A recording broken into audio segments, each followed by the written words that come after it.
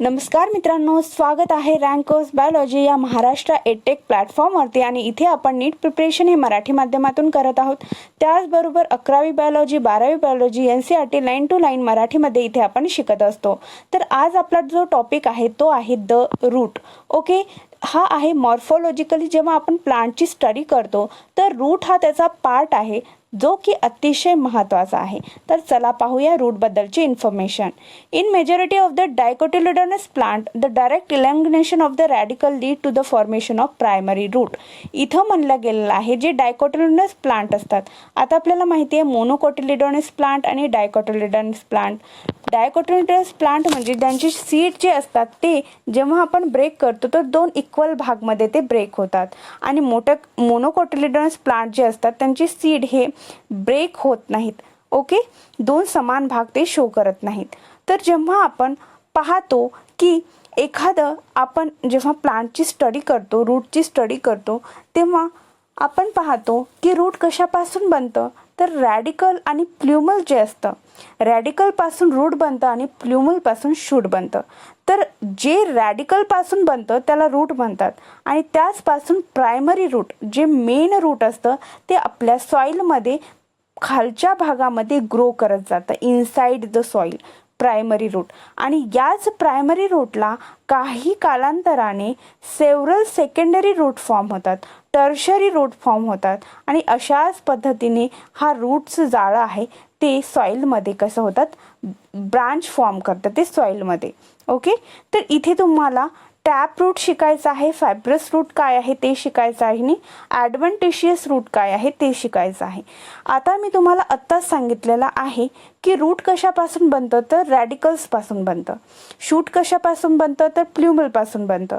तर जेव्हा रॅडिकलपासून रूट बनतं त्याला टॅप रूट म्हणतात आणि तेच टॅप रूट काय होतं जमिनीमध्ये खोलवर हे जात असतं.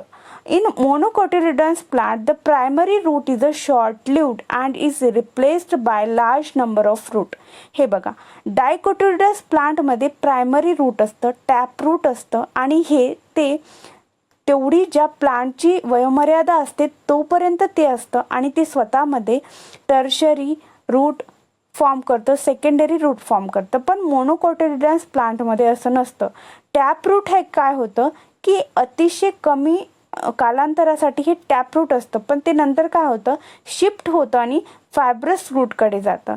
फायब्रस रूट म्हणजे काय, या रूटमध्ये छोटे छोटे फायबर्स लाईक स्ट्रक्चर असतात. ओके, आणि मी तुम्हाला आता सांगते, तुम्ही बघतो की काही ग्रास असतात, मॉन्स्टेरा असतात, बनियान ट्री आहे. बनियान म्हणजे जे तुम्ही वडाचं झाड पाहता, तुम्ही त्याला पाहता की वरच्या साईडने सुद्धा रूट येत आहेत. आता हे वरच्या साईडने रूट येत आहेत. आपण पाहिलं की रूट कशापासून बनतं, रॅडिकलपासून बनतं आणि रूट हे कसं सॉईलमध्ये डीप डीप ग्रो होत जातं. पण आपण तर पाहिले या वडाच्या झाडाला रूट वरतून येतात. पण विद्यार्थी मित्रांनो, हे जे रूट असतात त्या रूटला काय म्हणतात, ॲडव्हेंटिशियस रूट. म्हणजे याच रूटचं ॲडॅप्टेशन झालं ॲडव्हेंटिशियसच्या फॉर्ममध्ये. म्हणजेच हे रूट हे रॅडिकलपासून बनत नाहीत, रॅडिकलपासून बनत नाहीत. तर जे रूट अदर दॅन रॅडिकल शिवाय जे रूट आपल्याला दिसतं ते कोणत्याही फॉर्ममध्ये असेल तर त्याला ॲडव्हेंटिशियस रूट असे म्हणायचं. तर हा फरक आहे टॅप रूटमध्ये, ॲडव्हेंटिशियस रूटमध्ये. The main function of the root system are absorption of water and minerals from the soil. हो, तर रूटचं काम काय असतं की सॉईलमध्ये डीप ग्रो करून ते सॉईलमधील जे मिनरल्स आहेत, न्यूट्रिटिव्ह मिनरल्स आहेत ते त्या प्लांटला प्रोव्हाइड करणं. कशासाठी, त्याच्या ग्रोथसाठी. ठीक आहे, त्यांच्या ग्रोथसाठी त्यांना न्यूट्रियंट वॉटर हे प्रोव्हाइड करणं, ॲब्झॉर्प्शन करायचं आणि प्लांटच्या वरच्या भागाला ते पाठवत जायचं. हे फंक्शन कुणाचं आहे, रूटचं आहे.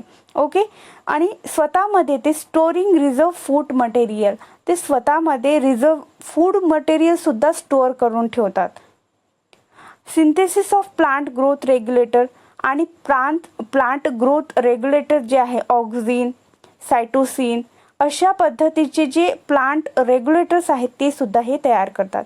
इथे तुम्हाला काही फिगर्स दिलेले आहेत, पिक्चर्स दिलेले आहे.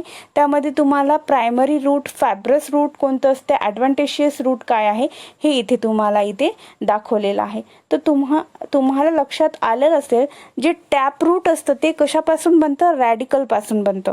आणि हेच रॅडिकलपासून बनलेलं जे टॅप रूट आहे, प्रायमरी रूट आहे, हे स्वतःमध्ये टर्शरी सेकंडरी रूट फॉर्म करतं. पण मोनोकोटिलिडन्स प्लांटमध्ये हे टॅप रूट काय होतं, शिफ्ट होतं कुठं, फायब्रस रूटमध्ये शिफ्ट होतं. ओके. आणि हे ॲडव्हान्टेशियस रूट जे आहे हे रूट अदर दॅन रॅडिकलपासून, रॅडिकल शिवाय ज्याच्यापासून ते रूट बनतं त्याला म्हणायचं ॲडव्हान्टेशियस रूट. तर तुम्हाला हा सगळा कन्सेप्ट इथे लक्षात आला असेल रूटबद्दलचा. तर रूटमध्ये काही रिजन्स आहेत, त्या रिजनबद्दल सुद्धा आपण इथे माहिती पाहूया. रिजन्स ऑफ रूट, हे बघा इथे एक रूटचं रिजन घेतलेलं आहे, रूटची डायग्राम घेतलेली आहे, त्यामध्ये याचे रूटचे रिजन आपल्याला शो केलेले आहेत. हे एक रूट आहे, याला रूट कॅप आहे. ही बघा, हे जी टोपी आहे या रूटची, म्हणजे ते डॅमेज व्हायला नको. रूट जेव्हा जमिनीच्या मध्ये जाते ना त्याला डॅमेज व्हायला नको त्यासाठी. आणि याच रूट कॅपवरती इथे तुम्हाला डॉट डॉट दिसत असतील ते रूट रिजन ऑफ मेरिस्टिमॅटिक ॲक्टिव्हिटी आहे. मेरिस्टिमॅटिक ॲक्टिव्हिटीमध्ये काय होतं की मेरिस्टिमॅटिक ॲक्टिव्हिटीमध्ये ते जे इथले जे सेल्स आहेत ते रॅपिडली डिवाइड करतात, अतिशय मोठ्या पद्धतीने ते डिवाइड होत राहतात, जेणेकरून काय होतं की रूटची ग्रोथ होते, रूट इलॉंगिनेशन होतं का, कारण इथे डिवाइड होत आहे ना, रॅपिड डिव्हिजन होत आहे, मेरिस्टिमॅटिक ॲक्टिव्हिटी होत आहे, म्हणून रूट ऑफ इलॉंगिनेशन झोन हा बनतो. त्यानंतर तुम्ही इथे पाहिलं आहे की इथे मॅच्युरेशन रिजन आहे. मॅच्युरेशन म्हणजे हा रूटचा जो भाग आहे तो मॅच्युअर होत जातो, इकडून रूट हे वरच्या बाजूला मॅच्युअर होत जातं.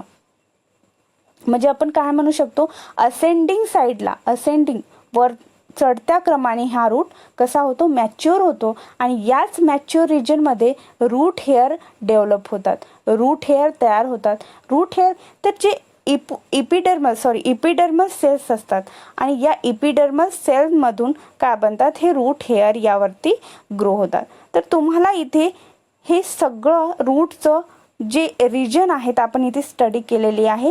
तर रूटचं काम काय असतं, तर मिनरल्स आणि वॉटर न्यूट्रिएंट हे प्रोव्हाइड करायचं असतं प्लांटला, त्याच्या ग्रोथसाठी, त्याच्या वाढीसाठी हे रूट महत्त्वाचं आहे, कारण ते त्यांना त्यांचं अन्न पोषण हे प्रोव्हाइड करतं. तर यामध्ये काही अडचण असेल तर तुम्ही नक्की सांगा कमेंट सेक्शनमध्ये. व्हिडिओ लेक्चर आवडलं असल्यास लाईक करा, शेअर करा, सबस्क्राईब करा. Stay tune with me. Thanks for watching.